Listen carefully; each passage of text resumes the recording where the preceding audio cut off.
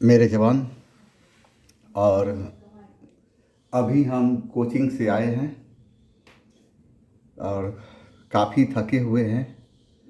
थोड़ा समय हम अपने दीवाने खास में बैठने के बाद जब आसमान को देख रहे थे तो ये सर्द सी मौसम ऐसा लग रहा था जैसे करवटें ले रही है। मेरे जवान, जहाँ तक बात है, हम बोले थे कि आप लोगों के लिए और कुछ न कुछ हम लेकर आएंगे। काफ़ी सोच समझ के बाद हम एक डिसीजन पर आए हैं। आपके लिए एनटीपीसी और ग्रुप डी के लिए कुछ हम सेलेक्टिव प्रश्न लाएंगे जो एग्ज़ाम में डायरेक्ट पूछ दे। जी हाँ, ये आवाज़ है सहनसा जीएस सेंटर से पंकज मिश्रा की। हम आपके लिए जो प्रश्न लाए हैं, तो पहला प्रश्न है जो बार बार पूछा जाता है, मानव विकास सूचकांक एक सूचक है। मानव विकास सूचकांक एक सूचक है, इसका सही आंसर क्या होगा? इसका सही आंसर है ग्लोबल स्पेक्ट्रम में देश की श्रेणी। बात यह है, अब ये जानना जरूरी हो जाता है कि मानव विकास सूचकांक है क्या। मानव विकास सूचकांक सर्वप्रथम 1990 ईस्वी में प्रारंभ किया गया था। मानव विकास सूचकांक को प्रारंभ करने का श्रेय पाकिस्तानी अर्थशास्त्री महबूब उल हक को जाता है। मानव विकास सूचकांक प्रत्येक वर्ष संयुक्त राष्ट्र विकास कार्यक्रम के द्वारा प्रकाशित किया जाता है। मानव विकास सूचकांक 3 आधार पर प्रकाशित किया जाता है। नंबर 1 शिक्षा, नंबर 2 प्रति व्यक्ति आय, नंबर 3 जीवन प्रत्याशा। आपसे प्रश्न पूछा जाएगा कि मानव विकास सूचकांक सर्वप्रथम कब प्रारंभ किया गया। इसका सही आंसर होगा कि मानव विकास सूचकांक सर्वप्रथम 1990 में प्रारंभ किया गया। आपसे प्रश्न पूछा जाएगा कि मानव विकास सूचकांक प्रारंभ करने का श्रेय किसे दिया जाता है। तो मानव विकास सूचकांक प्रारंभ करने का श्रेय पाकिस्तानी अर्थशास्त्री महबूब उल हक को जाता है। प्रश्न आपसे पूछा जाएगा कि प्रतिवर्ष मानव विकास सूचकांक किसके द्वारा प्रकाशित किया जाता है। तो प्रतिवर्ष मानव विकास सूचकांक संयुक्त राष्ट्र विकास कार्यक्रम के द्वारा प्रकाशित किया जाता है। आपसे प्रश्न पूछा जाएगा कि मानव विकास सूचकांक किस आधार पर प्रकाशित किया जाता है। तो 3 आधार पर। वह 3 आधार कौन कौन है? साक्षरता, प्रति व्यक्ति आय एवं जीवन प्रत्याशा। क्वेश्चन नंबर 2 देखते हैं आपके हिस्से में क्या आया है। क्वेश्चन नंबर 2 की जब हम बात करते हैं तो क्वेश्चन नंबर 2 आया है, विश्वेश्वरैया आयरन और इस्पात लिमिटेड कहाँ स्थित है। इसका सही आंसर है भद्रावती। इस प्रकार विश्वेश्वरैया लोहा और इस्पात लिमिटेड भद्रावती में स्थित है और इसकी स्थापना 1923 में की गई थी। इस प्रकार भद्रावती वर्तमान समय कर्नाटक में स्थित है। देश का पहला लौह एवं इस्पात कारखाना 1874 ईस्वी में पश्चिम बंगाल के कुल्टी में स्थापित किया गया था, जिसका नाम था बंगाल आयरन वर्क्स। तो वहीं देश में बृहद पैमाने पर सर्वप्रथम बड़े इस्पात कारखाना की स्थापना 1907 ईस्वी में जमशेदजी टाटा ने साक्षी में किया था।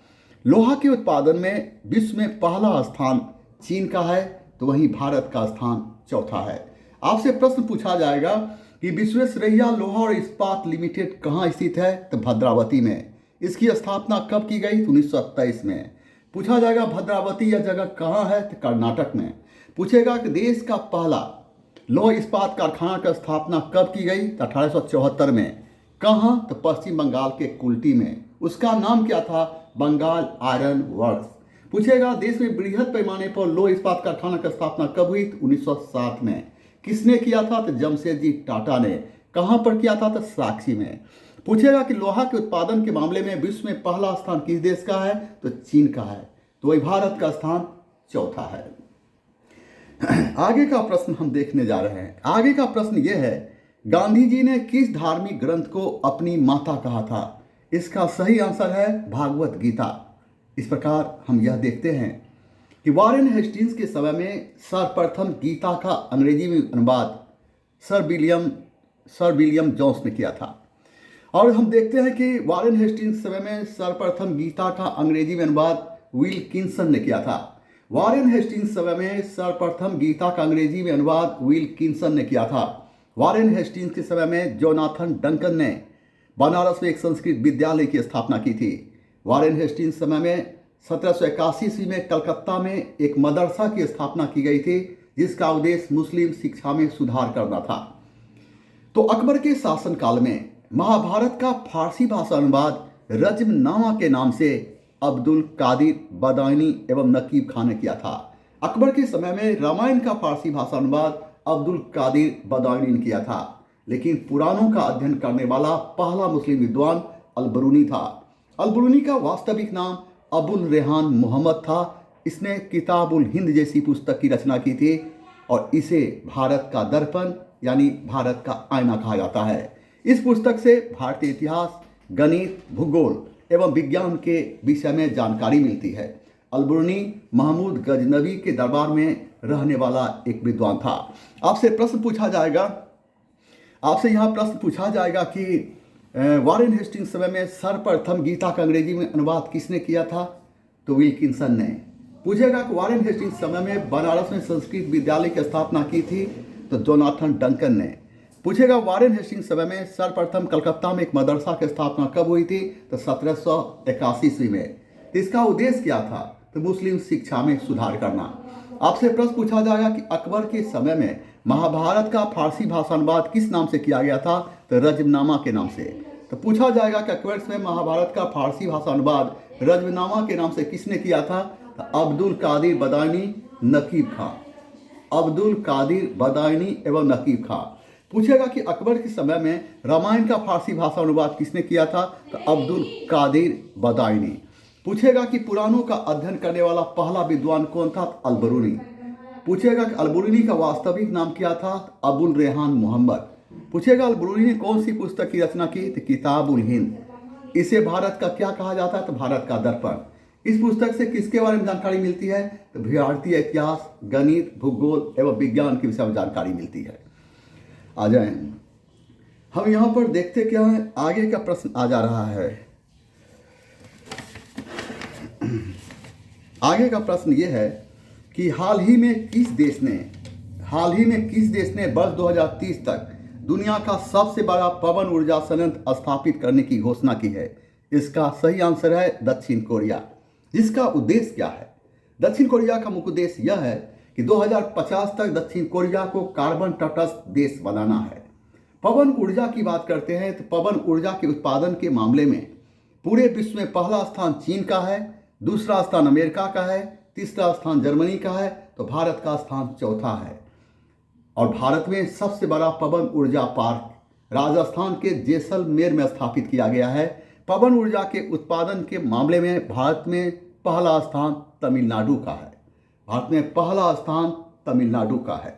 आपसे प्रश्न पूछा जाएगा कि हाल ही में किस देश ने वर्ष 2030 तक दुनिया का सबसे बड़ा पवन ऊर्जा संयंत्र स्थापित करने की घोषणा की है? तो दक्षिण कोरिया। इसका उद्देश्य क्या है? दक्षिण कोरिया का उद्देश्य है 2050 तक दक्षिण कोरिया को कार्बन तटस्थ देश बनाना। आपसे प्रश्न पूछा जाएगा कि पवन ऊर्जा के उत्पादन के मामले में विश्व में पहला स्थान किस देश का है? तो चीन का है। दूसरा स्थान किस देश का? अमेरिका का है। तीसरा स्थान किस देश का है? तो जर्मनी का है। तो भारत का स्थान कौन सा है? तो चौथा है। पूछा जाएगा कि पवन ऊर्जा की बात करते हैं तो भारत में सबसे बड़ा पवन ऊर्जा पार्क कहाँ है? तो राजस्थान के जैसलमेर में। पूछेगा कि भारत का कौन सा राज्य पवन ऊर्जा के उत्पादन में प्रथम स्थान पर है? तो वह है तमिलनाडु। आगे का प्रश्न है कि हाल ही में किस राज्य की सरकार ने राज्य में वैदिक शिक्षा और संस्कार बोर्ड स्थापित करने की घोषणा की है? इसका सही आंसर है राजस्थान। इसका उद्देश्य क्या है? इसका उद्देश्य यह है कि वैदिक परंपरा के अनुसार छात्रों को शिक्षा देना। जहाँ तक वेद की बात है तो वेद का अर्थ होता है जानना एवं ज्ञान। वेद को अपौरुषेय कहा गया। तो वेद को अपौरुषेय इसलिए कहा जाता है कि वेद की रचना मानव ने नहीं बल्कि ईश्वर ने की थी, इसलिए वेद को अपौरुषेय कहा गया। वेद को हम श्रुति के नाम जानते हैं।